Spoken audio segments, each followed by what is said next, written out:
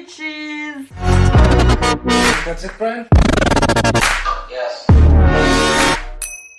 Coucou tout le monde, j'espère que vous allez bien. Aujourd'hui on se retrouve pour une nouvelle vidéo. C'est la première vidéo du confinement. Je suis maquillée comme un camion volé, vraiment c'est une catastrophe. Je me suis maquillée à 10h du mat, il est maintenant 16h donc tout a coulé. Je suis en jogo, c'est une catastrophe, j'ai du fond de teint sur le callback. Bref, on va pas regarder ça parce qu'aujourd'hui on est là pour parler de vos problèmes. Je me suis dit confinement égale problème de couple. Problème que je n'ai pas car je suis...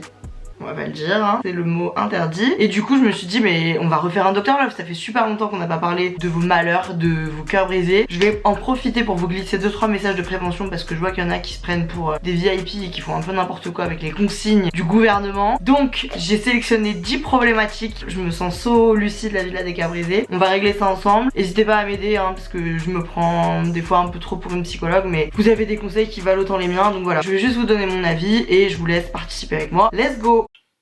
Alors, avant de commencer, je tiens à m'excuser. J'ai jamais été aussi franc du collier dans tous les Dr Love que j'ai fait là, vraiment. Je sais pas si c'est l'ambiance actuelle, on commence à trop bien se connaître. Je vous ai parlé franco, je viens de finir le montage. J'ai eu aucune pincette, genre. Donc sachez qu'en tout cas, c'est vraiment pas... c'est pas de l'agressivité, c'est vraiment que je vous parle comme si vous étiez ma copine. Toutes les personnes à qui j'ai répondu, je pense à vous et je vous souhaite plein de courage et je vous aime. Et toutes les personnes à qui j'ai pas répondu, je vous aime aussi et je suis désolée, j'espère que vous trouverez une solution. Mais ne vous inquiétez pas, tout vient à point qui sait attendre. Bon visionnage. Les problèmes. Ok, on commence avec un problème qui est hyper récurrent parce qu'en fait en gros pour l'instant les couples qui sont en confinement ensemble ils se voilent encore la face. Genre ça fait une semaine qu'ils habitent ensemble donc ils font encore semblant qu'il n'y a pas de problème. Quand il y a des trucs qui les dérangent ils arrivent encore à prendre sur eux. Je referai une édition dans un mois si on est encore en confi et là on verra qui est-ce qui va râler. Pour l'instant c'est plutôt une situation de gens qui vont se mettre avec leur crush ou quoi. Donc on commence. Je parlais beaucoup avec un mec sur Snap avant le confinement. On avait commencé à parler grave sur Tinder. On parlait tous les jours depuis peut-être plus de 10 jours avant le corona.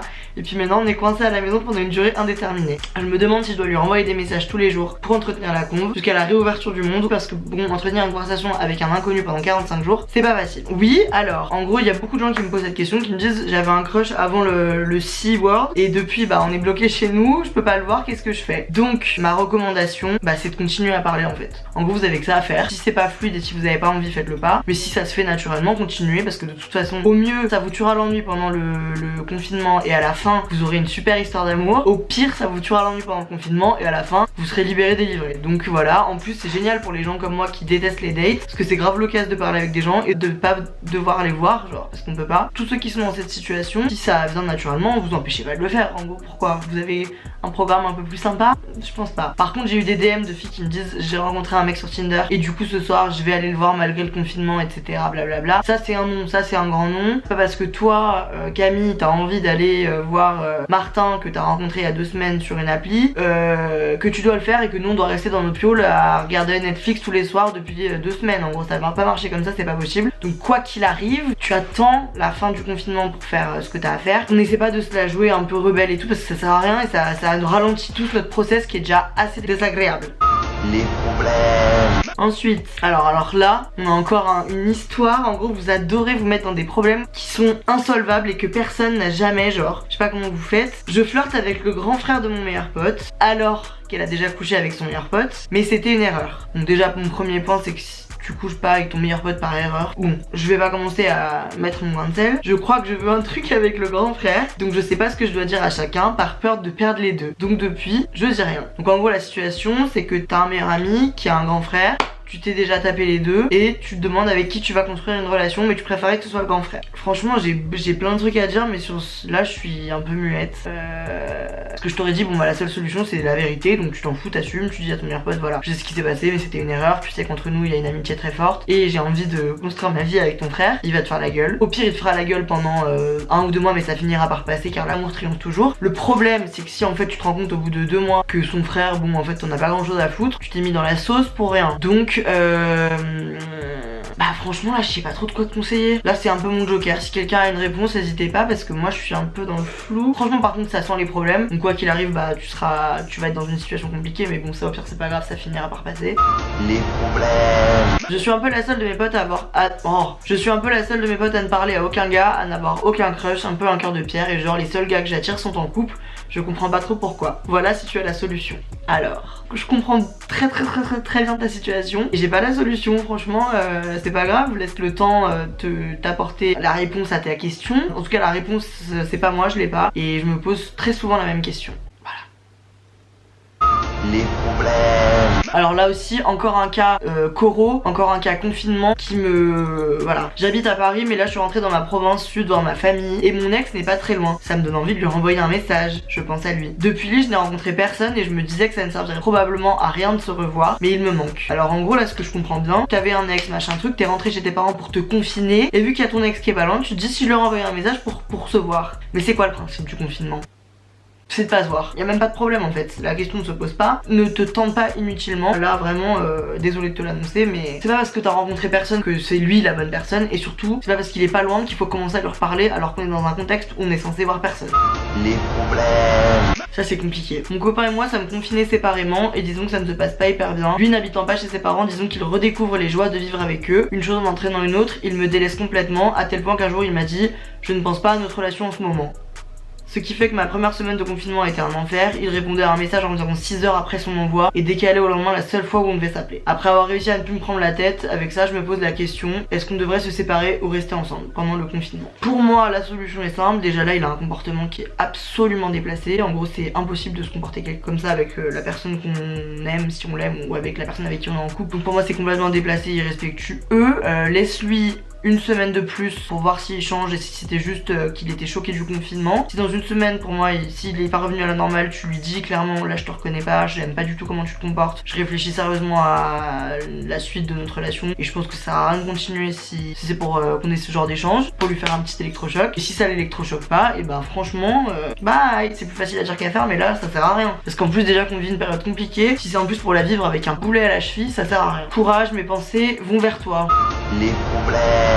Alors là, pareil, c'est reparti, Miss Problème. Je suis dans une relation avec un homme plus âgé qui a déjà une femme et 2 enfants, mais ils sont pas mariés. Oui, mais alors en fait, du coup, marié ou pas marié, le fait qu'ils soient en couple avec 2 enfants, ça veut dire quand même quelque chose. Ça veut dire qu'il n'est pas disponible. Putain, je vous jure, vous aimez trop faire ça. Encore la différence d'âge, bon, c'est une chose, pas grave. Avec ce confinement, ça m'a fait beaucoup réfléchir, alors que j'allais lui dire que c'était peut-être mieux qu'on arrête tout. Il m'a annoncé qu'il allait pas finir sa vie avec la mère de ses filles et qu'il avait déjà entamé les choses. J'étais perdue, mais alors là je sais encore moins me situer dans tout ça. Franchement désolé, mais ça, dans les films, après on n'est pas dans un film, mais dans les films, le mari il se met avec une petite jeune et il lui dit pendant des années je vais quitter ma femme. Et en fait il quitte jamais sa femme parce qu'il était juste avec la petite jeune pour rebooster son ego.